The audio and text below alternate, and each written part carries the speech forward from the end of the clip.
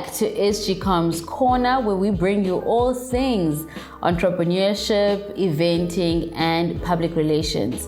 So some of you have been asking me what kind of books do I read, and I thought, great, let me do the next 2 episodes on the books that I read and what I have thoroughly enjoyed about learning from these books.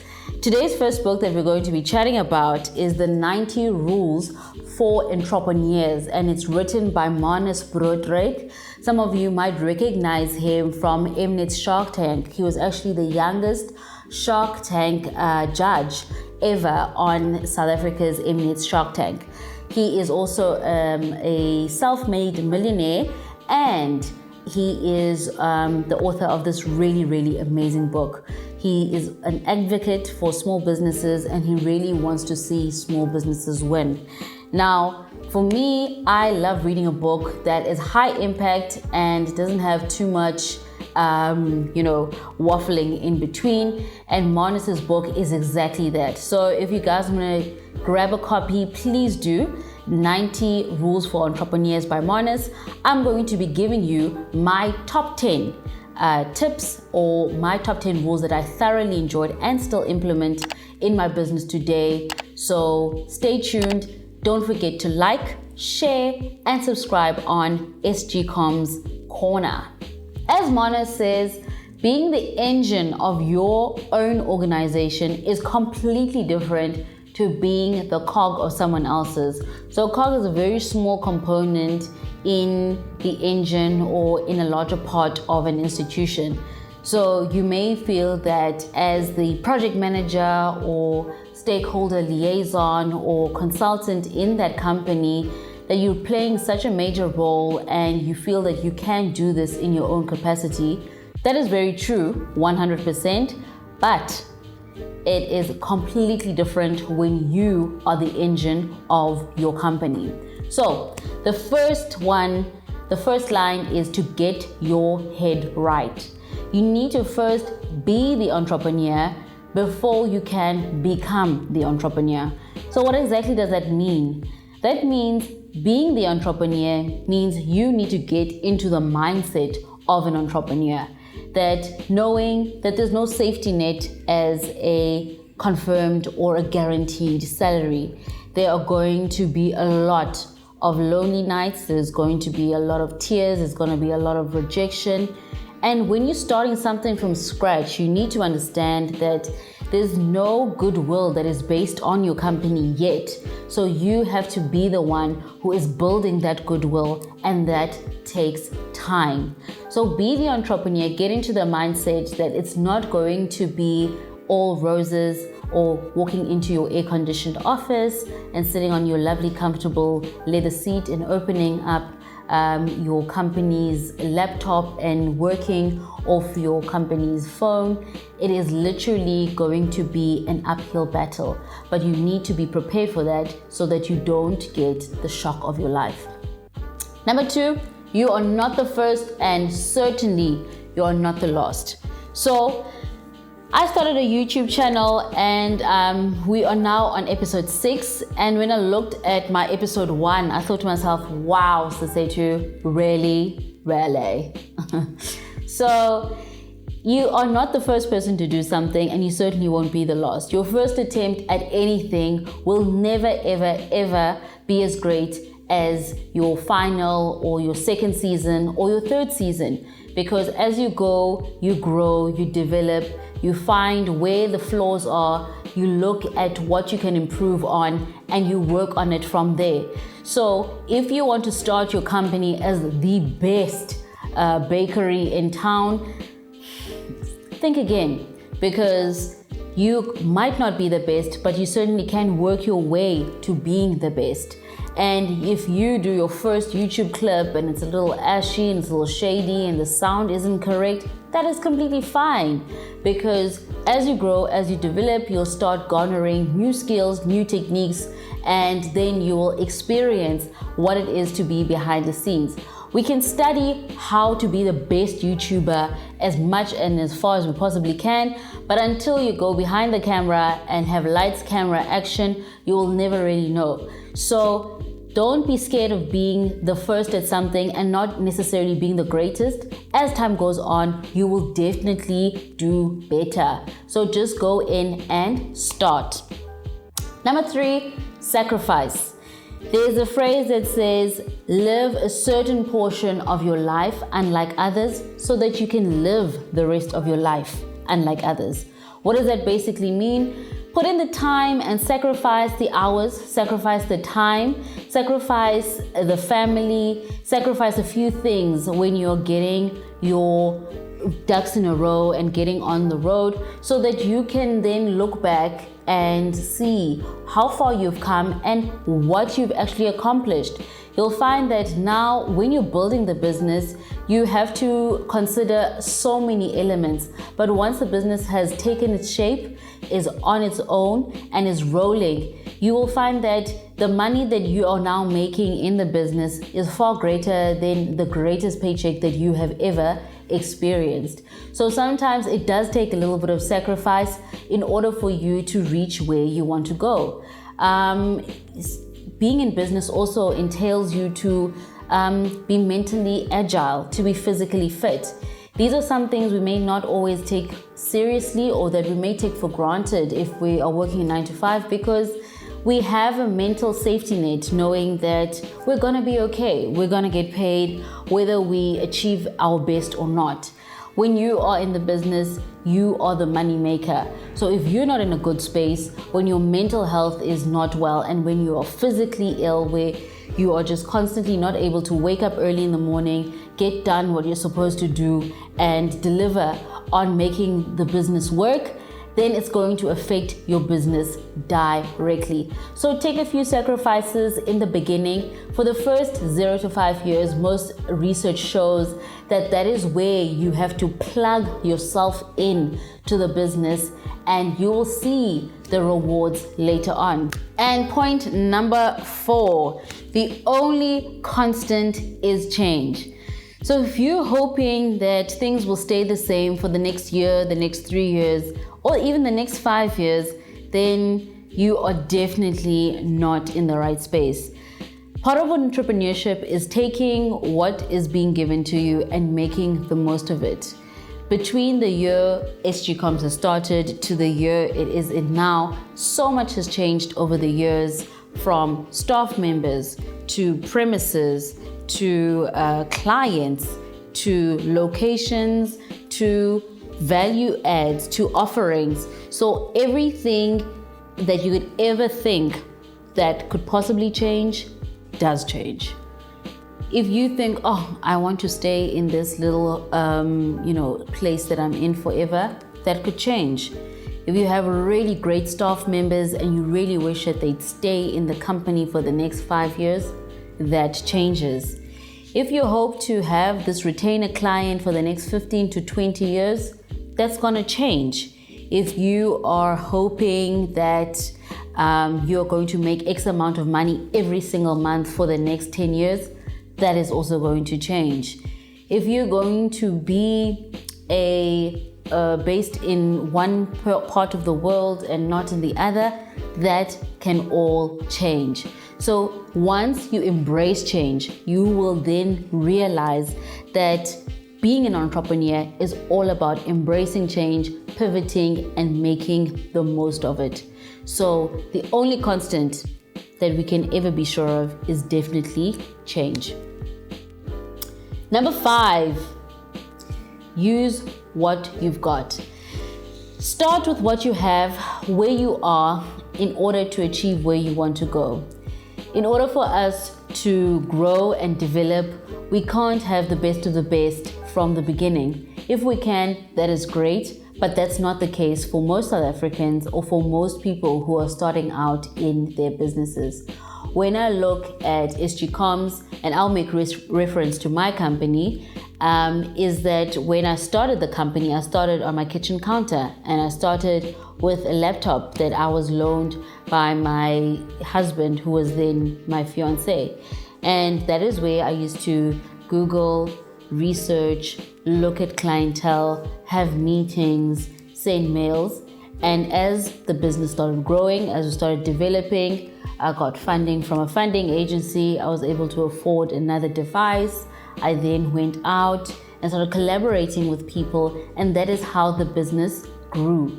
So it was small pragmatic steps that were taken, one after the other, after the other, after the other, and nothing came from zero to a office space that is branded with signage and all those great things. Yes, it's all good and well, but it's not necessarily where you need to begin. So the point that Marnus was definitely making here was that you don't have to have everything to be able to start. Start with what you have, start where you are, and keep things moving. You will find that slowly but surely things are going to develop and you're going to have access to spaces that you didn't even imagine. When I look at my pool of networks, when I look at the clients that I've worked with, if you told me 5 years ago that you'd be working with a multinational, or you'd be working with a fashion house, or you would be working with a leading retailer, I would have never ever believed that. But because I've taken those pragmatic steps and worked with what I have, it has opened me up to so many opportunities. Also, to add to that is make sure that your paperwork is always in place. There's nothing worse than missing an opportunity just because you do not have the correct paperwork. Make sure your company registration docs are in order. Make sure that your TCC pins and your tax clearance is in order. Make sure that your BE certificates are in order and none of them have expired. You would be surprised at how many times you want to work with a company or you're even wishing to invoice and they are not compliant, how that can derail a project or payment from happening. So just always make sure that your books are in order. And these are things that don't even cost that much money, but require you to have that administrative muscle to ensure that all your ducks are constantly in a row. Step number 6 is pragmatism. What does that mean? Be pragmatic. Always keep it moving and find the next feasible step. If something is a stumbling block, either find a way over it or around it or take a different route. Whatever you do, don't stop moving. When we think in entrepreneurship, something is a big full stop in our life, we think of it as a comma. A comma at least gives you a chance to take a break, but then keep it moving, but never, ever, ever a full stop. So being pragmatic applies to your personal life, it applies in your professional life, and it also applies in your business life. That we always need to find ways to keep things moving. If this doesn't work out, what is step B? What is step C? And fortunately, we know that we always think of the backup plan or plan B. Well, in entrepreneurship, you use the entire alphabet. So by the time you get to plan C, D, E, F, G, H, you will have definitely been stronger. You will have accumulated more skills and you would have known that what I need to do is correct or what I don't need to do is this. So always keep it moving no matter what. Pragmatism is step number 6. Step number 7 is to find your first paying customer. We all know that in entrepreneurship, we never trust ourselves enough, especially in the service industry where you are just so apprehensive to kind of give a price or to give a number. But there is no business without a customer, and there's no business without a paying customer. So what you need to do is to find your first paying customer.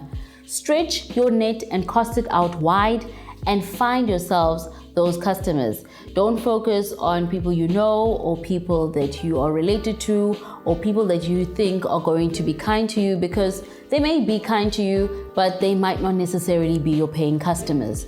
So go out there, find people who have a desire or a need for whatever you are providing, charge them that amount, and keep looking for more. So as much as when we start, we are never really sure how to price ourselves, look at what the market is putting out and maybe start at a lesser rate, because you know that you're not fully experienced maybe on a consultative space, but you do know a thing or two about PR, or you do know how to put together an event, but you don't know how you would charge rate per hour or day rate. So look at what the market is selling or is providing the service for, and then go in a little bit lower. And as your skills develop, as you accumulate more customers, as you grow into the business, you can then also add a bit more to your consultation fees, to your service fees, to your project management fees, whatever the case may be. I remember looking at my invoices way back in 2015 versus my invoices today. When I even think of the event that I host, which is in Bogota Rise, the first event costed 3,850 Rand to put together holistically. It was 4 of my very close friends and associates who were guest speakers, and I told them that there is no budget. We don't have a budget. This is happening for the first time. We got a friend of mine who owns a really small restaurant in a Pagamisa building, which was in New Brighton, and she offered to do beautiful food for us at a very reasonable cost. And we then literally had ticket sales which were retailing for about 75 Rand, if I'm not mistaken, and we had the first of its kind. Now, when we look 4 or 5 years later, I mean, 3,850 is not even a fraction of anything that we use to put the event together, but it started there.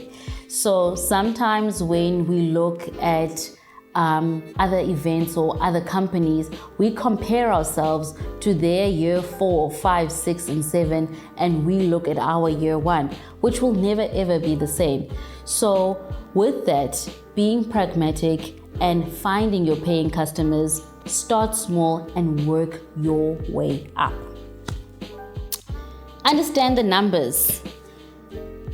Like I said in episode 2, understanding the numbers is imperative. It's as simple as money in versus money out. How much money is coming into the business and how much money is going out. Even when it comes to pricing, how do I price the service? How do I price a project? How many things do I have to factor in, or what does it cost me altogether to make this thing happen?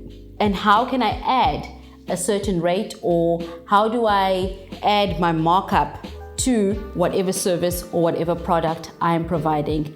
Understanding your numbers is the most important thing. If an investor would come to you right now and ask you, Sizetu, how much is your company worth right now? Would you be able to answer them? Would you be able to determine how much it is to charge or to cost your company where it is right now? If you know how much your company is making, how much money is going out, and able to track your spend month on month, you will be able to see where the gaps are, where you can fill them in, and where you can make more money. You might discover that for 20% of your business is where 80% of your profit lies. So you won't have to waste all that time doing all sorts of other things, because here where you have discovered your 20% of the profit, the majority of the profit is coming from, then that is where you can focus your energies on. If you don't know the numbers of your business and you just keep moving and going every single day without understanding the cost implications, the money coming out, and having a profit, then you definitely need to reconsider that. Number 9, put yourself in the pair of a customer's shoes. If you can't think like your customer, your competitors will. This is why social media has made life so much easier for us, where we can run polls, we can do surveys, we can run questionnaires, so that we can understand the mind of the consumer. Once we understand the people we are selling to and what it is that they want, we can fine-tune whatever it is that we are bringing to the table in order to accommodate their needs. Sometimes you may find that someone wants to consult with a PR company, but they're just so apprehensive because they think that a PR company charges exorbitant amounts of money, not knowing that maybe putting together your profile is 600 Rand or 400 Rand or even 350 Rand. They might think, oh, PR, whatever, is going to charge me 3,500 Rand. Understand where are your customers' pain points and address them directly. So if I put myself in the needs or in the mind of my customer, I will know that some of them might not necessarily want to pay exorbitant amounts of money. Some of them don't mind paying the money, but they want the things to be delivered on time and punctually.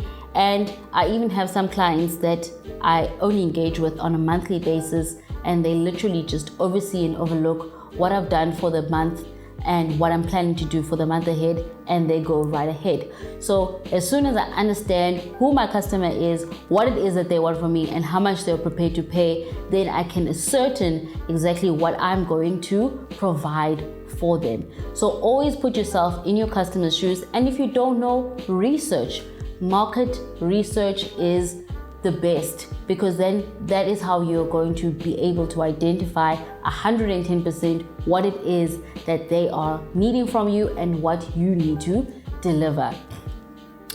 And last but not least, do not look for the silver bullet, because it doesn't exist. So what is the silver bullet? The silver bullet is that perfect sweet spot between starting your business and being successful. There is no silver bullet for being successful. Unfortunately, it is the small, pragmatic steps that we take each and every single day. It is in being a stickler for routine. It is in the boring, mundane stuff. It's in the reporting and the administration. It's in making sure that the company stays moving. It's in the going out and looking for customers. It's in accumulating the database. It's in going out and handing out those surveys and finding out. It's in printing the flyers and going to the robot corners. It's in the little pragmatic steps, the not so amazing things, but that is where the silver bullet will be found. We often hear of an overnight success, where you find someone who has been in the industry for over 10 years. When we look at Batu Shoes by Theo Baloy, he says he was rejected for over 8 years for trying to get funding to get his techies on the market and on a much larger scale. But that never deterred him from continuing and doing great. Now we know of Batu, and every household wants to own a pair of Batu shoes. But the process, the 8 years that he went through, we weren't privy to, we weren't aware of. We just saw this guy who's doing great and producing a beautiful local brand of techies in South Africa, and now everyone is jumping onto that bandwagon. So that's where the silver bullet is. The silver bullet is the 8 unknown years, or it's in the 8 years of rejection. It's the selling the shoes from your boot. It's the selling your shoes in your community and trying all sorts of mechanisms in order to make it right, and then eventually finding the breakthrough. So there is no silver bullet, guys. Try by all means to just keep at it, be pragmatic, do the mundane, everyday, boring stuff, and then you will become the overnight success over 10 years. And guys, that brings us to the end of our episode. Please be sure to like, share, and subscribe our page. And thank you to the Hang Around Media Company for the exceptional work that you do. Before we go, I'd like to give a special announcement to all of those who are residing in Gqeberha or Nelson Mandela Bay. We have a really worthy cause for the Dan Qeqe Stadium and are hosting a golf day on the 3rd of September 2021 at the Wedgwood Golf Estate. Please do get in touch if you wish to sponsor a hole, or if you would like to be a part of the action. Give us a shout on 079 502 46 0817-938-4442 for more information and being a part of the Standard Bank United Brothers Golf Day. So guys, all the 10 tips are available right here in this amazing book, which I still use as a manual in my business today. It's called The 90 Rules for Entrepreneurs, the Codex of Hustle. Hustle, Hustle, Hustle by Marnus Broodryk. Do grab yourselves a copy. Follow the guy, he's really great and gives amazing entrepreneurial advice. So thanks so much. From me, good night, God bless, and keep doing better. Thank you.